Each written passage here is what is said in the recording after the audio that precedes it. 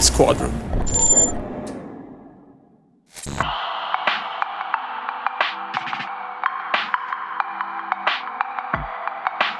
What up, guys? So season is ready to take off and we are coming out with two new additional categories of our video content. First category, it's gonna be Squadron, where we're gonna represent the rides and people behind the scenes.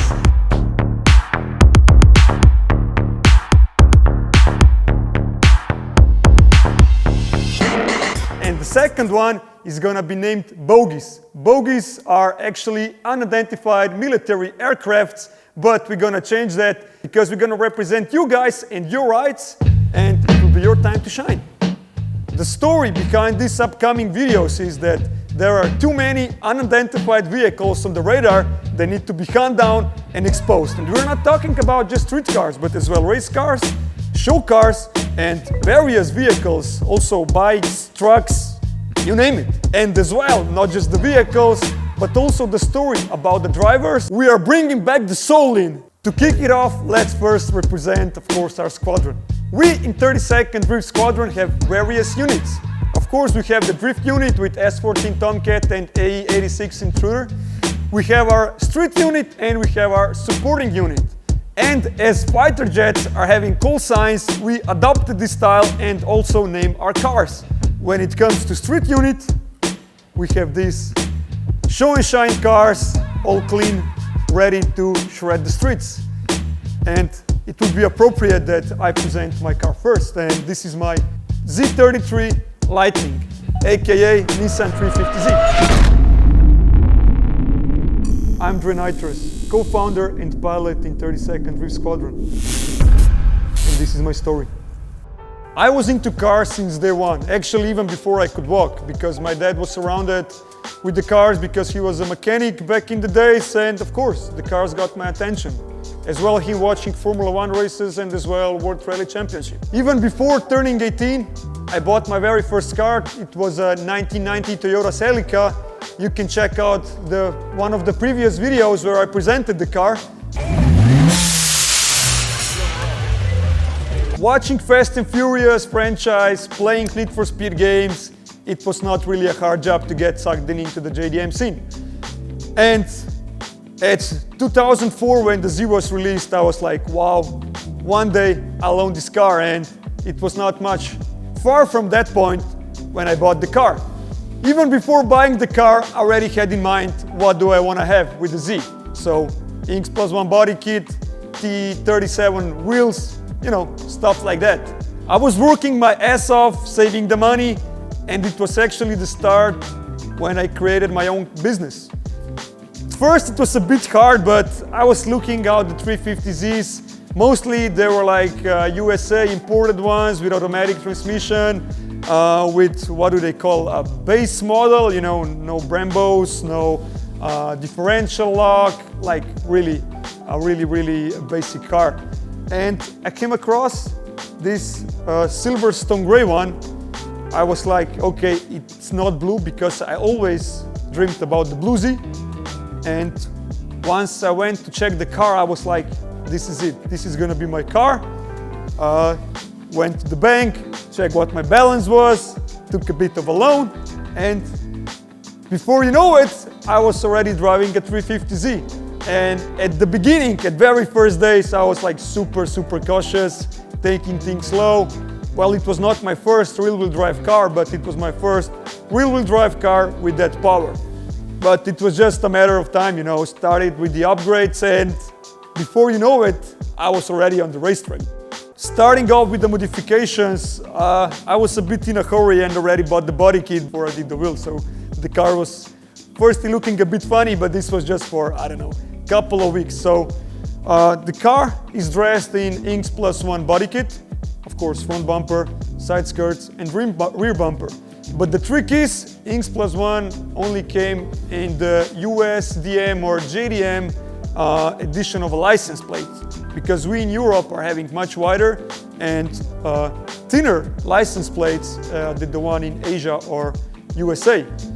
We had to do a conversion to the European standard, and I must say I was pretty satisfied not having this bulky hull and our license plate hanging way over that. And yeah, once we did the body kit, fit it to the car, of course the car needed new wheels, the car needed lowering, and basically I think I bought simultaneously the Tein Super Street coilovers, and yeah, to be honest, the Volk T37s were way out of my budget in the 19-inch spec. So at that time there was this new wheel company, wheel brand coming out on the market, which is called Varrstoen. And these are the Varrstoen, I think it's ES2 model. On front we have 9.5-inch wide, and on the rear we have 10.5-inch wide. And currently they are wearing Pirelli P0 tires, 245/35 19 on front, and 275/35 19-inch, of course, on the rear.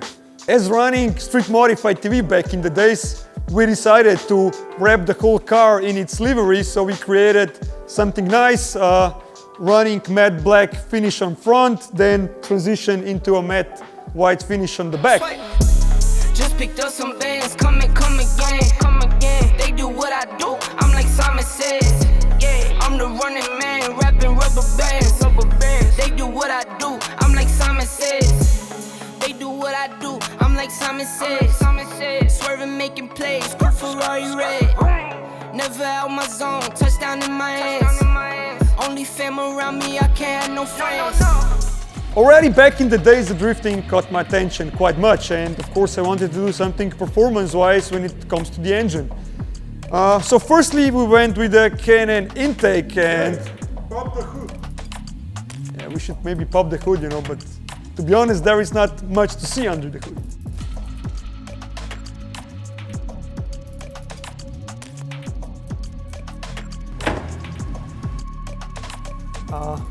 As I took out the car of the garage a bit earlier and we did it a quick wash, so I don't know what to expect under the bonnet. It's finally time to clean the dust from the Z and bring it out on some sunlight. So much dust on the car, man. First up, car wash. All right, let's hear her start again. Like a brand new. Yeah. Okay, need to get out of the workshop. Slowly. Hopefully I don't hit anything. It's been a while since I've been driving the Z. So luckily, the car wash is just behind the corner because I can see shit throughout the front window. Look at it. All dusty.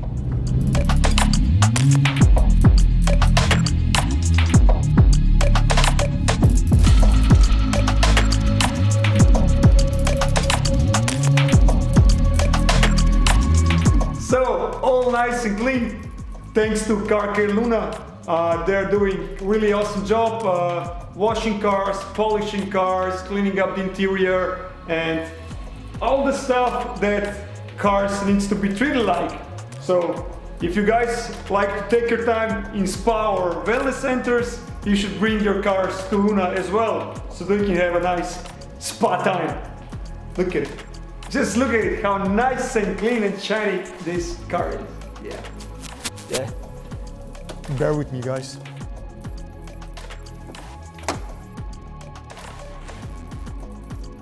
So it's pretty much stock looking.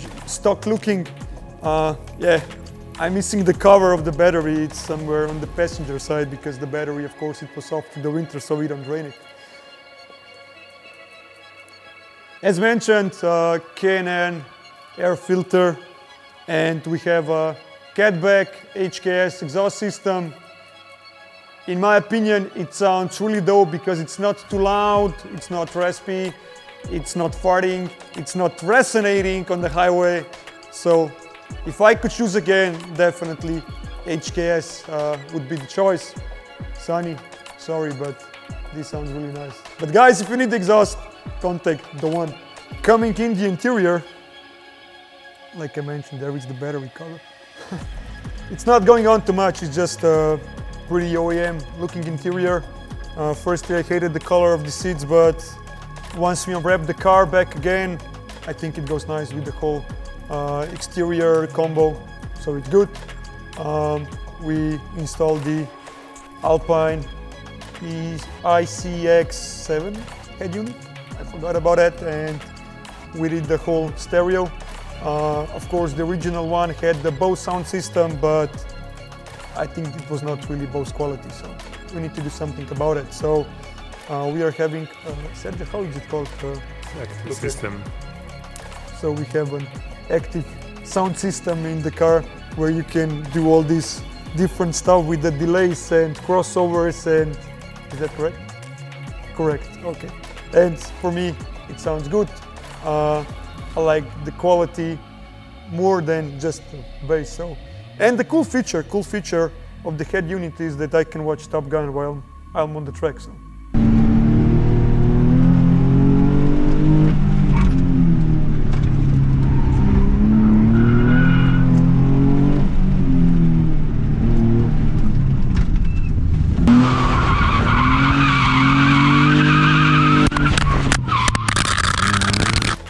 And kids, I'm only doing this on the racetrack, not on the street, so don't do that while driving.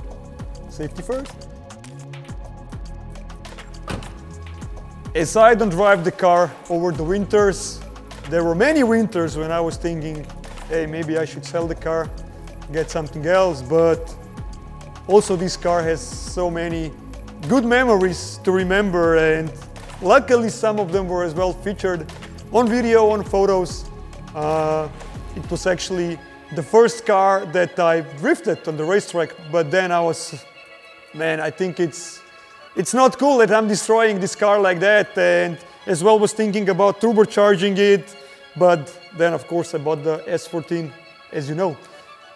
One of the cool story was definitely every time when we were crossing the border with Croatia, these police officers, especially on Croatian side, were like, hey, is this a GTR, or hey, what's the top speed on a quarter mile and stuff like that. So this was funny, but probably the funniest one was when my girlfriend took the car out for a safety course of driving, because once you're done your license, you need to do that as well. And the instructor was like, hey miss, you with the Porsche, you need to come up in front. And of course she was quiet because he was talking to her. So he said, hey, it's not a Porsche, it's a Nissan, come on. And maybe another one, as I needed to take a ferry in Croatia to get on an island, and all of the what are they, sailors were looking like crazy to me. Are you serious?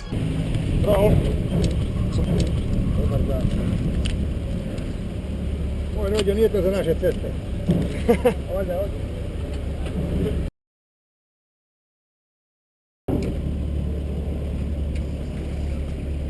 Ajde.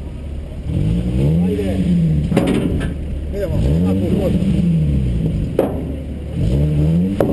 Gotovo, idemo.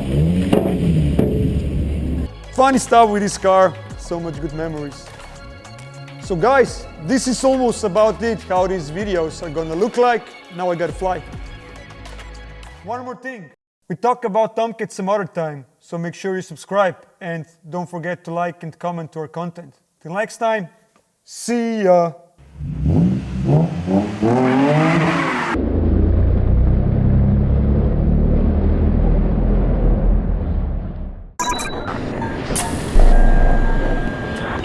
Truck 46, 2 miles out.